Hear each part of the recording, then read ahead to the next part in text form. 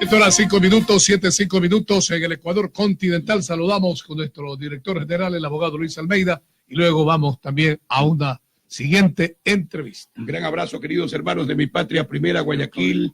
Muy contento de estar con ustedes en esta mañana noticiosa, acompañado pues de un grato amigo y hermano, el monseñor Cabrera, que pues es un gran amigo de nosotros aquí en la estación, y también pues una guía espiritual de la Iglesia Católica. Con él vamos a tratar cosas importantes también a continuación, pero antes quería decirles que hay una gran preocupación por el tema de qué hará el presidente de la República respecto del veto o no en el tema de la no haber permitido la Asamblea que surjan o se hagan legalmente los abortos.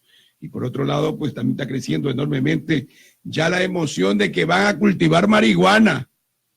Grave situación. Gente piensa que es de coger y cultivar marihuana en cualquier sitio. Vean ustedes lo que ocasiona. Yo recuerdo que el problema de la tabla de la droga es justamente eso. La gente creyó que estaba permitido usar, cargar hasta 10 gramos de marihuana, 5 de heroína, y comenzó a expandirse el consumo y uso de las drogas en el Ecuador. Hoy tendríamos unos 650,000 personas que están usando drogas en el país, cosa que es muy preocupante para todos nosotros, pero al respecto vamos a hablar también con el monseñor Cabrera, que ya está con nosotros, obispo y arzobispo de Guayaquil y de la comarca, acá con nosotros. Bienvenido a Radio Morena. Muchísimas gracias, es una alegría poder estar aquí en sus estudios.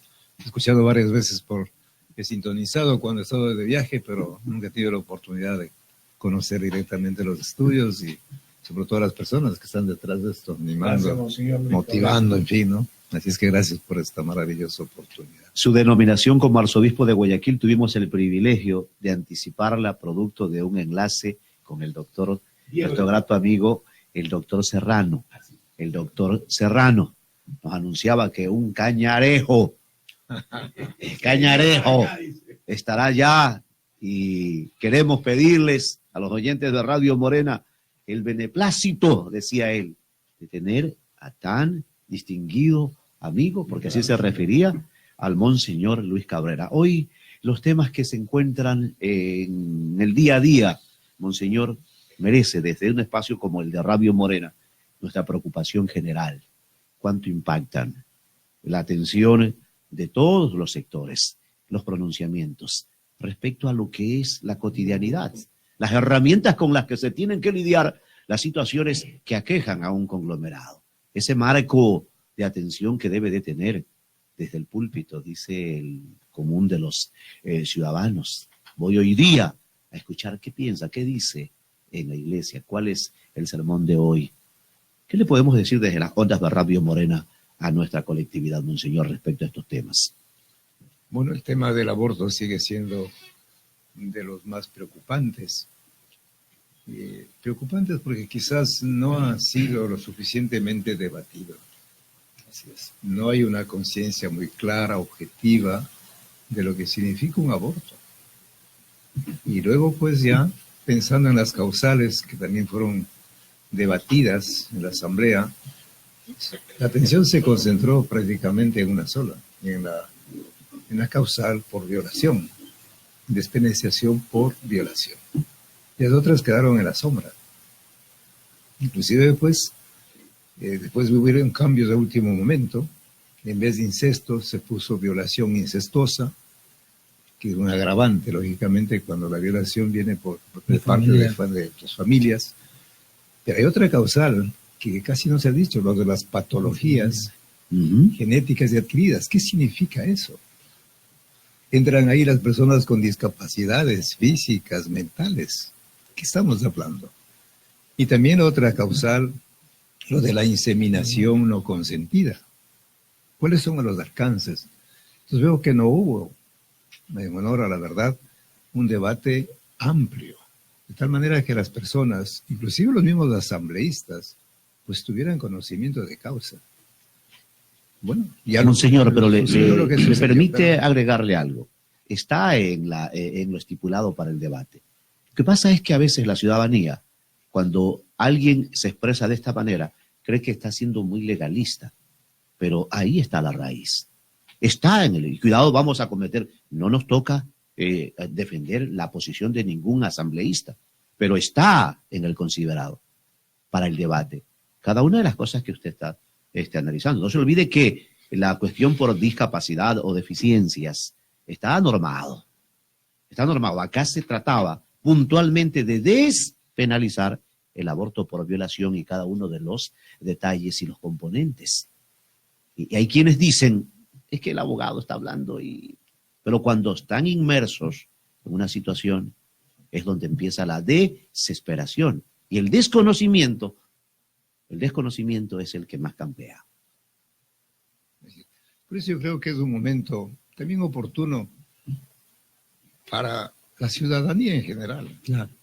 Realmente el poder tener clara la película, como decimos de nuestro lenguaje. Pero, o sea, por ejemplo, ahí viene una serie de preguntas que yo me permito compartir con ustedes para abrir la reflexión.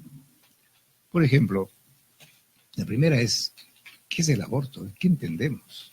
Desde el punto de vista médico, desde el punto de vista jurídico, ético, inclusive religioso. Y desde el punto de vista científico, a ver, la gran pregunta es, ¿cuándo comienza la vida? Y entonces, la ciencia, hasta la saciedad, ha demostrado que la vida comienza en la concepción. En la fecundación, claro. En la fecundación, concepción. Sí.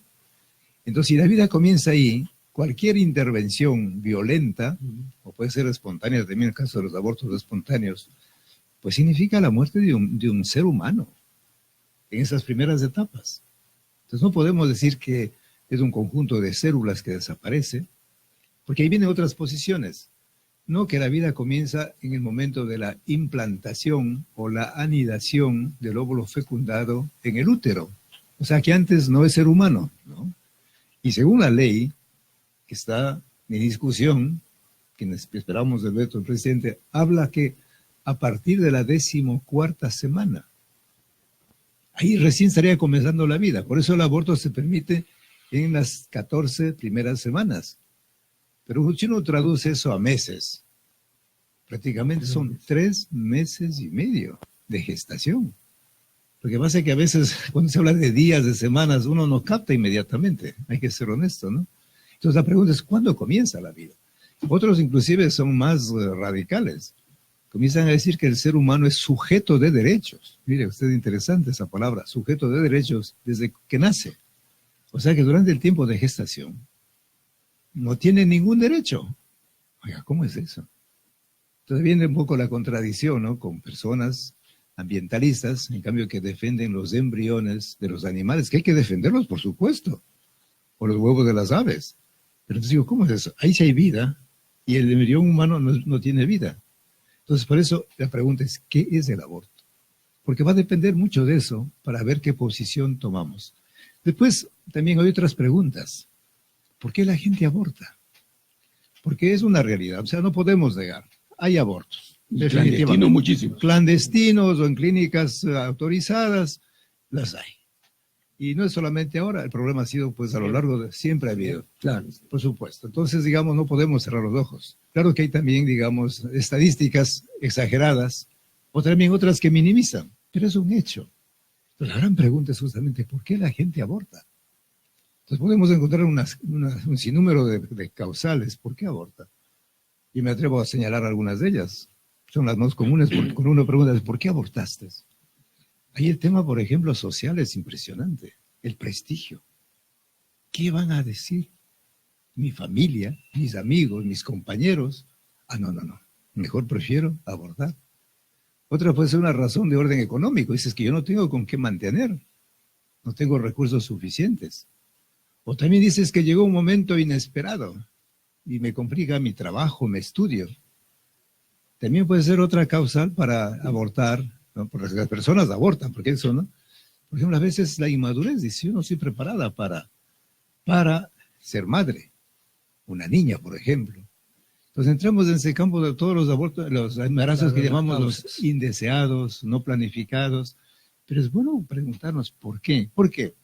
Porque a partir de conocimiento de las causas, vamos a ver qué políticas, qué soluciones vamos ofreciendo. Padre, y cuando son violadas, son como 26.000 denuncias que hay durante este año. niñas que van a las escuelas, que son violadas por los propios familiares, ellas no lo han hecho y de acuerdo a lo que proclama la Biblia, ¿verdad?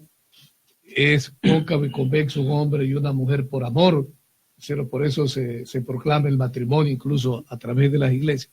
Pero esta niña que confía en algún amigo, algún familiar y abusa de ella sexualmente y queda embarazada, ¿qué hace el padre? Claro, entonces ahí entramos ya también a otras causales, o sea, primero los embarazos, ¿cierto? Yo hablaba de los abortos, ¿por qué la gente aborta? En este caso, pues, particular, digamos, de que una niña que ha sido violada queda embarazada. ¿Qué hacer? Es la gran pregunta. Y tenemos que reflexionar ahí, porque ahí por un lado está el crimen horrendo de la violación.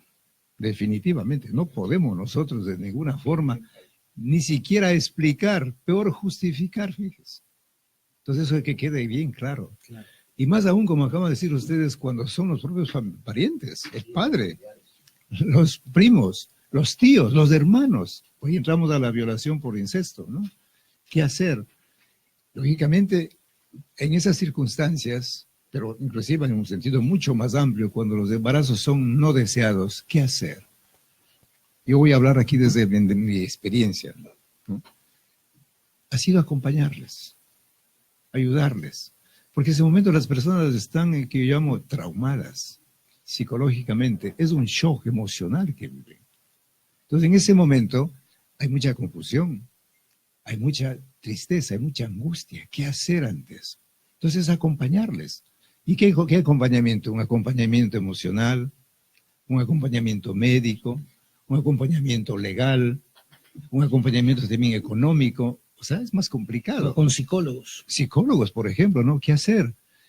Lógicamente, uno tiene que, sin obligar, sin presionar, sin tratar de convencer absolutamente a nadie, pues decirle, mire, esa es la realidad que está viviendo. ¿Qué hacer? Entonces ahí entramos nosotros en ese juego. Bueno, hay un trauma por la violación. Pero el aborto, ¿qué significa el aborto? También es matar a un ser humano, que él no tiene la culpa, es inocente y además es indefenso. Claro que es fruto de una violación o fruto también de otras circunstancias. Entonces ahí es cuando uno dice, a ver, ¿qué hacer? ¿Qué optar? Entonces por un lado está pues el trauma de la violación, por otro lado también aparecerá el trauma del aborto. Entonces son preguntas ahí complicadísimas, claro que sí. Y el Estado ecuatoriano quizás no está apto para tratar estos casos de un acompañamiento, porque no se escuchan programas de ayuda para mujeres violadas que están embarazadas, qué hacer, cómo desempeñarse. Yo no conozco. Por eso, no hay. Yo no conozco. Nosotros como Iglesia Católica lo tenemos. ¿Qué hace la Iglesia Católica? Claro. Mire, nosotros, para acompañar a una niña que está desorientada, hay veces es detestada incluso por sus padres, y una niña de escasos recursos económicos que no conoció al violador y está embarazada, ¿qué alternativa le queda? Claro, nosotros, digamos, señor, la experiencia que tenemos es muy pequeñita, hay que reconocer. Yo digo, a veces una gota de agua es un mar inmenso, pero tenemos esa gotita. Aquí en la Iglesia Católica, por más de 10 años, hay 16 organizaciones que venimos trabajando en este tema. Y son temas que venimos trabajando desde distintos lugares. Por ejemplo, lo de la prevención que tenemos ahí, y el acompañamiento.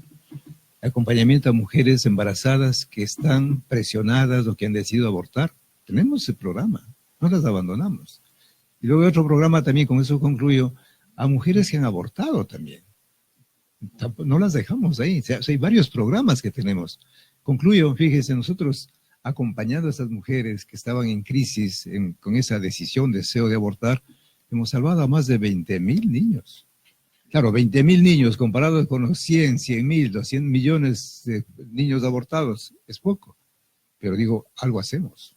Entonces, si el Estado tuviera también políticas de acompañamiento a las mujeres, yo creo que siempre habría una salida. Siempre. Escuchamos, amables oyentes, al Monseñor Luis Cabrera, arzobispo de Guayaquil, respecto a los desafíos de estos temas que ha tratado y están ya en la cancha ahora caminan hacia el Ejecutivo. Oyentes amables, hay criterios de nuestros amables oyentes. Monseñor, le pedimos por favor escucharlos. Son las 7:20 en el 2-519-116. La persona que está en la línea, qué gusto tenerle en la programación de Radio Morena. Buen día. Monseñor, buenos días. Buenos días a Radio Morena. Luis Espinga Villanes les saluda.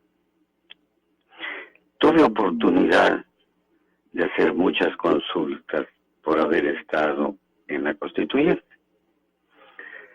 Y me hacía una reflexión, Monseñor, porque soy agricultor. Cuando yo siembro un maíz, aún no tengo el choclo. Lo tengo después que nace a los 8 días. Y comienzan los cuidados, pero del choclo, de la matita del choclo. Vemos que no se ha hecho, esto quiero decir, que no se ha hecho ningún análisis en la Asamblea para podernos poner en una situación donde va a nacer una persecución a las mujeres. Estamos viendo que los hombres estamos queriendo manejar a la que pare y a la que sufre. ¿Qué ocurre hoy? Yo tenía un hombre que lloraba frente mío porque tuvo un hijo que no estuvo para vivir. Y tenía oportunidad de haberse abortado. No lo abortó. Hoy llora porque esa criatura no es completo. Sale pues sin brazo o sin pierna. Esto la ciencia hoy la puede descubrir. Pero ¿qué más pasa, Monseñor? ¿Qué ocurre que una señora se cae del bus y aborta? ¿O qué pasa que se discutieron y el útero fue malo y empieza a abortar? Pero tiene que abortarlo. La pregunta, Monseñor, es estos actos que tenemos que perseguirlos. Yo creo la Iglesia tiene obligación de ayudarnos a entender esta situación y creo que pedir al señor presidente de la República que tiene que rever las circunstancias y, como usted decía, Monseñor, entender lo que significa el aborto, cuándo hacerlo, porque tenemos niñas de 12 años que están embarazadas y no sabemos si sus fetos o lo que engendró está bueno o está malo. Entonces, todas estas circunstancias creo, Monseñor, que tenemos que hacernos nosotros los cristianos una mea culpa. Muchas gracias. Buenos días. Luis Cabrera, Monseñor Luis Cabrera. Bueno, lo que usted acaba de decir son dramas humanos que se viven, ¿no? Claro, hay los abortos que llamamos espontáneos, los que no dependen de la mujer. Pueden ser por razones médicas o corporales, ¿no? O en ese caso accidentes que decía el señor, son involuntarios. Otra cosa ya son los abortos provocados o consentidos o buscados, es otra cosa. De hecho, lo que el código tipifica como delito o crimen es el aborto provocado, lógicamente, ¿no? Claro, aquí viene el tema del drama de las niñas, de los niños que son pues violadas y terminan pues con un embarazo. ¿Qué hacer? Lo primero habría que ir a la raíz, a la causa. Al violador. Al violador, evitar que eso se dé. ¿Mayores sanciones para los violadores? Mayores sanciones, pero también educación. Habría que hacer algo, o sea, eliminar la causa y no quedarnos únicamente. Después habría que pensar ya seriamente sobre la vida de la niña, la vida de esa criatura. O sea, lo importante es ser conscientes de que son dos vidas. Son dos vidas. Y luego también preguntarnos si realmente la injusticia que cometieron con la niña se soluciona con otra injusticia. ¿La Iglesia cree en la castración química, Monseñor? Bueno, nosotros lo respetamos también profundamente, pero ya son cuestiones que habrían que debatirse también ahí, ¿no? ¿Qué hacer? ¿Qué hacer? Lo que pasa es que también eso ¿cómo se llama? Que la pena sea más rigurosa. Para el violador. Para el violador. Para que así de esa manera cesen. No terminan con eso. No es. Les pongo solamente un ejemplo. Por favor. En varios estados, los Estados Unidos, la pena de muerte está establecida. ¿Y la establecieron para qué? Para eliminar, o al menos disminuir la delincuencia. La pregunta es, ¿la pena de muerte ha hecho que realmente la delincuencia desaparezca? No. Entonces, como que la solución no está ahí. Habría que pensar en otro tipo de realidades, la familia, la educación. Pero volviendo al caso dramático que planteó el señor, y que lógicamente es el que más se ha debatido, ¿qué hacer ante eso? Entonces, pues es ahí cuando ponemos en una balanza que ponemos la vida de la niña, la vida del niño que está por nacer, ¿qué hacer? ¿Cuáles de las dos vidas están en peligro? Entonces, nosotros sabemos que éticamente, cuando son dos vidas las que están en la misma balanza, cualquier decisión ética es buena, porque son dos vidas, está la una o la otra. Fíjese, en cambio ya nosotros discutimos mucho cuando son valores distintos. En una balanza está la vida humana y en otro es el prestigio social. Entonces, lo uno y lo otro, pues fíjese, no tiene relación. O la vida humana y el tema económico. Es que no tengo plata para sostener, entonces voy a abortar. Digo, vamos. Entonces aquí viene el acompañamiento también. Y nosotros hemos logrado, como les decía, pues ayudarles, porque no es solamente decir no abortes, hay que acompañarle y ofrecerle las condiciones. Yo no voy a hablar aquí de Guayaquil, pero sí desde Cuenca, donde yo estuve, cuando teníamos esas situaciones, hablamos con varias clínicas y los médicos los atendían gratuitamente. Los acompañaban durante todo el proceso de gestación. Y teníamos psicólogos que les acompañaban a superar esos traumas. Pero no solo eso, también el aporte económico. Personas que ayudaban a las mujeres que estaban en situaciones pues donde los recursos económicos no les abastecían. Y otro tipo de acompañamiento. Por eso es un tema bastante complejo. De cuerpo y mente. Ahora, quizá lo más fácil, lo más cómodo, lo más irresponsable es decir, aborte y nos liberamos del problema. Sí, es un tema complejo, sí, pero un tema que hay que meter la mano, como se dice, ¿no? ¿Permitimos o no permitimos el aborto? Claro, ese es el tema. Vea, y el asunto está muy peligroso. Yo soy defensor de la vida. Lógico, hay situaciones, por ejemplo, emergentes, como dice nuestra gente, se le vino solo, claro. ¿Cómo que se llama? No provocado ni nada, sino natural, involuntario. Una mala fuerza. Esta pobre mujer, si no la tratan, se muere. Claro. Se muere. Pero el tema va a ir ahora del presidente de la República. El Diario Expreso trae un titular: Moreno aún puede despenalizar el aborto por violación. La ministra Romo explicó ayer su apoyo a la despenalización. Entonces aquí de nada ha servido para la gente que se ha movido con sus propios recursos. El 75% de los ecuatorianos no quiere el aborto, pero casi el 80% de los ecuatorianos no quiere que se sancione doble o triplemente a la mujer por el tema de que tenga que ir presa. ¿Qué nos opina usted ahí desde el punto de vista espiritual? Pues, si me permiten, digo, yo insisto, fíjese, todos estos titulares de la prensa, muy respetables, ¿por qué insisten solo en la violación? Sí, hay otras cosas también. ¿Por qué no insisten también de las patologías? ¿Por qué no hablan de las patologías? ¿Por qué no hablan de la inseminación no consentida? Hablen también de eso, pero no se concentran únicamente en el de la violación. Entonces, aquí hay un sesgo. Magalo Morena, que lo escuchan pues millones de ecuatorianos. Entonces, fíjese. Luego me parece también, el tema a veces está concentrado y centrado en la pena como tal, la cárcel. La cárcel. Y yo digo, tiene razón, porque dice, no es justo que una mujer que ha sufrido todo el trauma de la violación y que aborta, respetable, ¿no? Y que vaya a la cárcel. Bueno, la cárcel no es la única salida, la única alternativa. Hay que pensar también en otras. Si a mí me preguntaran, ¿es justo que una persona vaya a la cárcel? De la experiencia que yo tengo, conociendo las condiciones en que las personas viven, yo diría ninguna persona debería ir a la cárcel.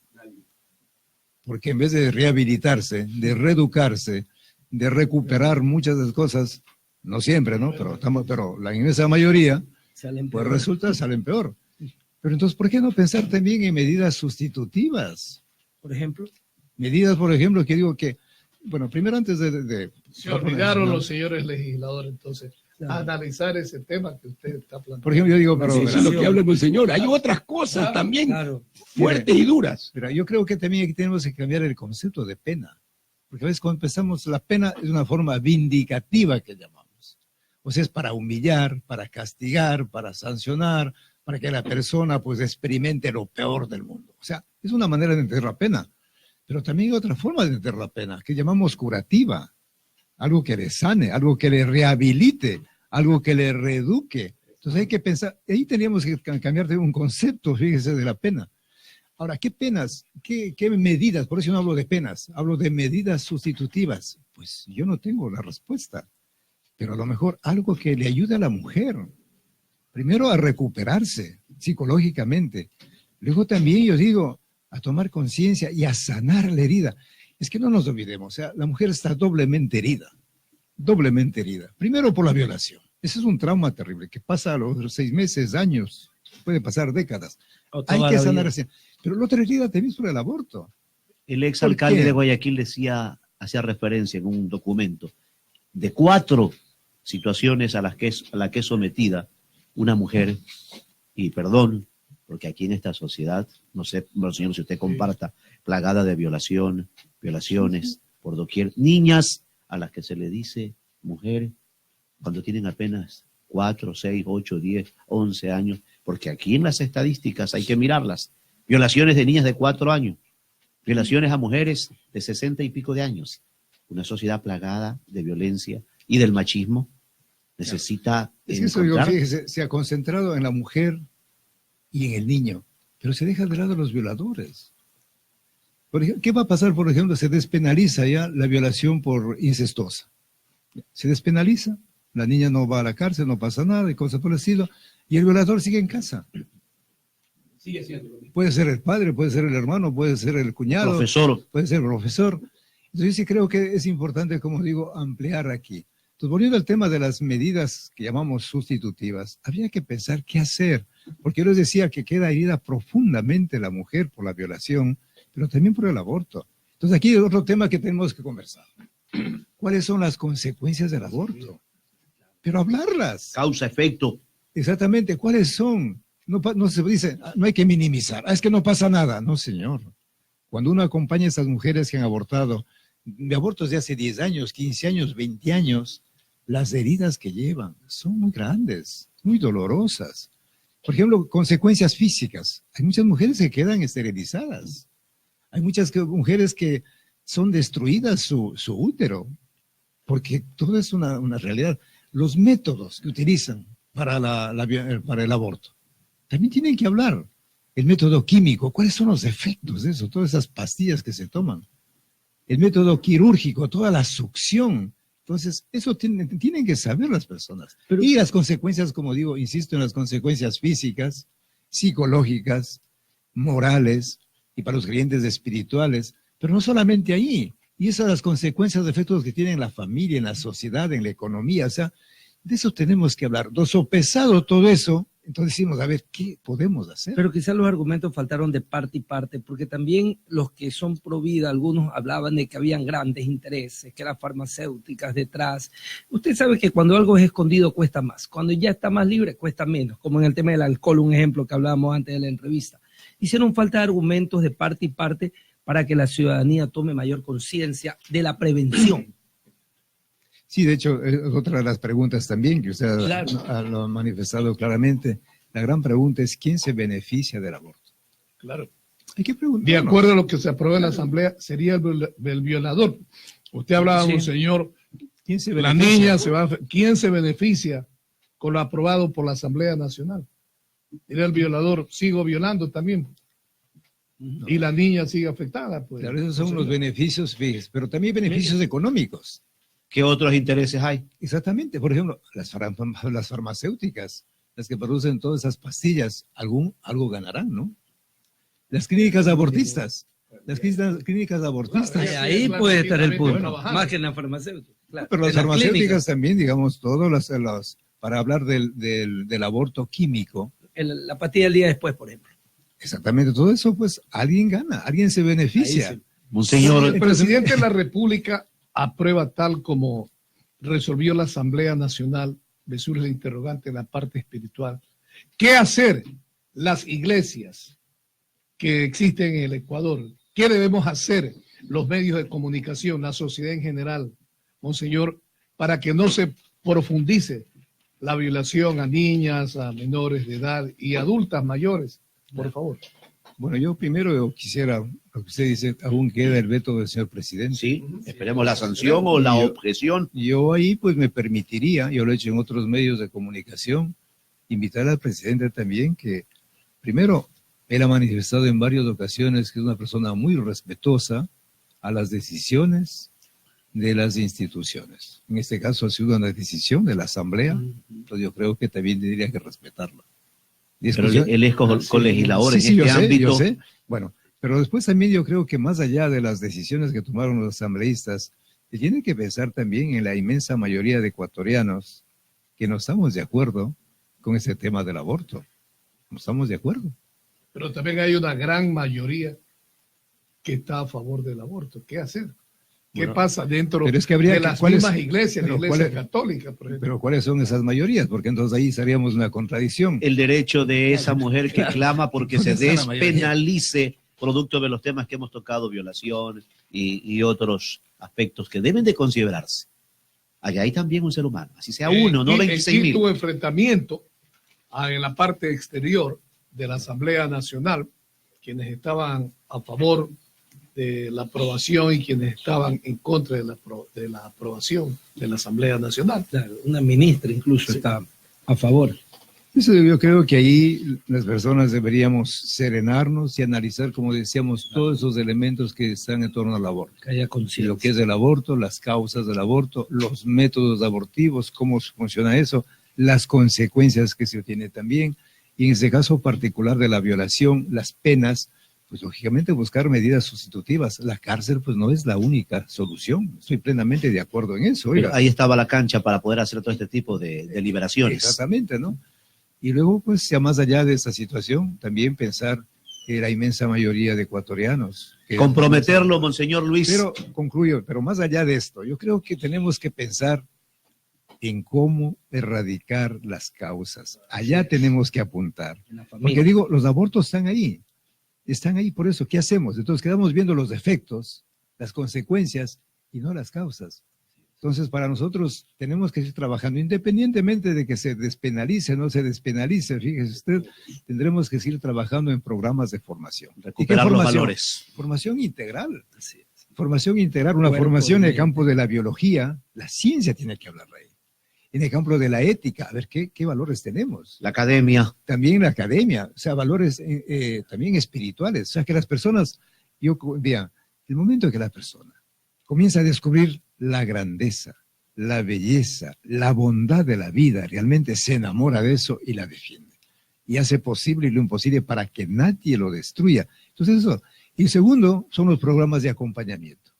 Y yo creo que aquí el Estado está obligado a implementar esos programas de acompañamiento para ser coherente con el principio constitucional, que la Constitución, el Estado dice, garantizará la vida desde la concepción. ¿Dónde están las políticas para garantizar eso? Hay otro principio constitucional, que el Estado garantizará la vida de la mujer embarazada. ¿Dónde están esas políticas? Se habla de vivienda, se habla de educación, se habla de salud. Como principio constitucional. Exactamente. Entonces yo digo, esos principios constitucionales tienen que las asambleístas y todas las demás instituciones ver cómo se lleva a la práctica. Que no sean meras declaratorias. Entonces no nos quedamos, nos lavamos las manos, simplemente nos decimos, bueno, ya, si alguien pues se quedó embarazada porque no deseó, el aborto es la solución y se acabó. No, no. Qué bien cómo se organizaron la iglesia, pero hay un tema también, monseñor, si nos puede ayudar su punto de vista, en lo que efectuó la Asamblea Nacional, la figura de incautación de bienes por delitos de corrupción, porque aquí se manifiesta en los diferentes púlpitos, hay que combatir la corrupción. ¿Cuál es el pensamiento de la Iglesia Católica, ya que 70 legisladores no dieron paso precisamente a esta figura de la incautación de bienes por delitos de corrupción? Dirán algunos ciudadanos, viva la corrupción en el Ecuador. Bueno, si usted me permite, yo utilizo un argumento más nuestro que decimos dentro del proceso de la confesión que hablamos. Al final siempre se habla de reparación. de devolución. Tanto que decimos sin restitución, fíjese, no hay salvación, un poco fue exagerado, ¿no? Fuerte. Es que hay que devolver lo robado, pues lo ajeno. Restituirle a su propietario, a su titular. A su titular. En este caso, Somos nosotros. a todos. Lógicamente, entonces es una cuestión de justicia también. Claro, viene una persona por una u otra razón, nos roba millones, va a la cárcel, cumple la pena y sigue a seguir gozando de lo que nos ha robado. Imagínate. Pues es cuestión de justicia aquí. Ese problema, entonces ya nos acostumbramos a robar. Si nos pillaron ir a la cárcel, pagar la pena unos cuantos años y salir y a disfrutar, oiga, darnos la buena vida. Entonces yo digo también, aquí es el tema de la justicia. Es incongruente. No, hay que ser coherentes con lo que estamos diciendo. Legalización del cultivo de marihuana, finalmente. Bueno, también es otra puerta aquí. Yo digo, yo he escuchado, he estado tratamiento en el terreno, si es por asuntos terapéuticos, bueno, decían ya hay eso, había que importar. Pero aquí el gran temor, y yo creo que no es un temor así en el aire, sino bien fundado, es que esto va a abrir las puertas para muchas cosas, definitivamente. Porque el problema para mí está que cuando se legaliza algo, automáticamente se piensa que es bueno.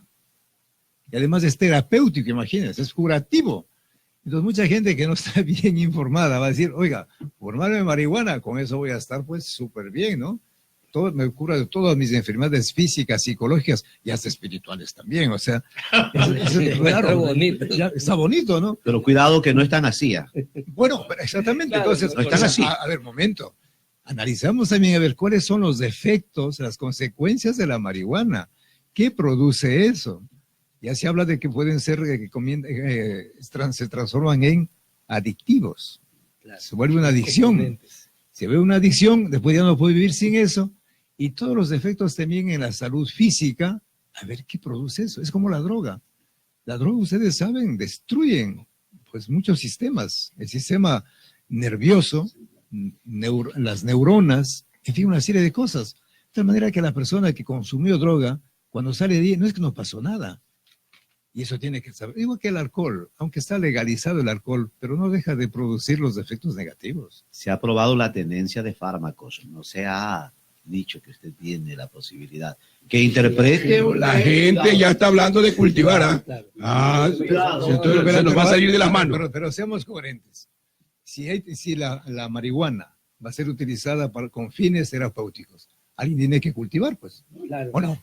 Yo como ciudadano atento a lo que pase con lo que tiene que hacer el Alguien Ejecutivo. tendrá que cultivar, Claro. alguien tendrá que comercializar, alguien tendrá que procesar y alguien tendrá que vender. Y O sea, alguien es tendrá cuestión que de controlar. sentido común nada más, pues no diga. Y otra tarea que también es del Ejecutivo, el reglamento para el ámbito de su aplicación, que hay que estar atentos, ciudadanos. ¿Qué es la reacción de ellos? Atentos. Monseñor, aprovechando la presencia suya, si usted lo permite, voy a un tema que preocupa a diferentes sectores, especialmente el mundo católico. Las declaraciones del Papa Francisco. Nadie ha cumplido al pie de la letra los 10 mandamientos que establece la Santa Palabra. Debe revisarse, hizo unas declaraciones hace unos 3, 4 meses atrás. ¿Cuál es su punto de vista? Bueno, primero yo tendría que leer exactamente lo que el Papa ha dicho para poder yo expresar. Pero por lo que usted acaba de decir, que nadie ha cumplido los 10 mandamientos, yo pienso que es cierto. ¿Quién ha cumplido totalmente? O sea, Que tiene la primera piedra. exactamente. O sea, siempre pues hay esos espacios, esas posibilidades. Si vamos analizando mandamiento por mandamiento, oiga, pues Todos claro, salimos fregados. aburrido. Pero otra cosa es que al Papa se le dice que ya no valen, que están por demás. En serio, otra cosa sería terrible. No, por eso, Por hay eso- que revisarlo. Por eso yo tendría que, para que mis opiniones sean fundamentadas y sean justas, tendría que leer el texto y ver también en el momento en que lo dijo, cómo lo dijo, quién lo dijo, o sea, para poder interpretar pues de una manera auténtica. ¿Y a qué adecuada. circunstancias se refería? Exactamente. ¿A quién era la indirecta a la final?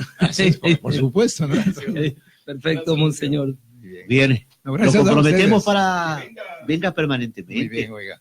Y comprometernos en una campaña de bien público, en aras de recuperar, porque estos temas se nos La queda. parte espiritual falta muchísimo. En el Aquí hay, Claro. mire, como un cuestionario. Se ha tratado a vigiato, se ha tratado el registro, testaferrismo, se ha tratado a quienes nos decían en algún momento, oiga, porque cargo un galoncito de diésel o diésel para mi maquinita, me persiguen. Cuidado, que aquí también se ha tratado estos temas.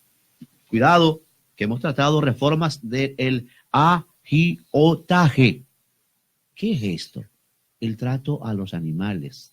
Todos esos temas han estado involucrados.